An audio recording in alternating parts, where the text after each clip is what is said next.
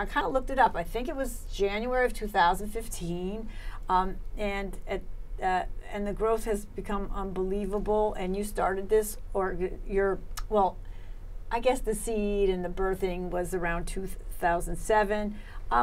What brought this vision together for you? And then we'll talk about how it's grown since then. And, yeah, you know, you can put up those little things of the pictures whenever you want. Yeah, I think it's interesting how it's progressed and how I allow it to change, and how maybe my initial vision has moved. It's funny, I actually bought abernadette.com when I was 15. My mother encouraged me to buy the website because she said, you're a designer, you're going to have your own company, even back then, creating things. And it's moved towards working with Ugandan artisans, producing things from recycled materials, and now we're working more on community building in the sense of how to connect the haves and have-nots, how to connect the educated and uneducated, how to kind of bridge that gap between people of different thoughts. And what that kind of is shaping as now is doing study abroad trips, bringing students here to Uganda to really understand what it looks like to work with artisans, to do development work, because so often the manufacturing industry, it's either creating poverty, or hopefully now it's changing to alleviate poverty. So there's a lot of power in being able to have fair trade business practices.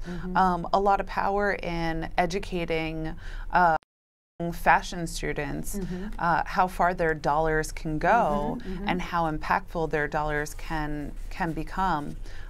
So I think fluidity, allowing it to morph and change in an organic way. And, you know, the next time I come back 3-4 years from now, who knows what it will kind of evolve into. But I think what's important is that our ethics are always staying the same. And we're always making sure that we're staying true to the triple bottom line. I was just going to ask you about that triple bottom line. Do you want to tell everybody that? Because I find that fascinating. I love it. And it's a very like moral compass kind of way for a business to be, I think. And it's growing and changing a lot. So the triple bottom line is, the traditional bottom line is just profit. Any business, its main stakeholders want to increase the bottom line and provide more profit, all costs. Anything goes. But now companies are really starting to look at the triple bottom line: people, planet, and profit. And what also goes into that now, people are actually forming new types of corporations called B Corps. So B Corps, they're now a different legal entity instead of an LLC or a nonprofit.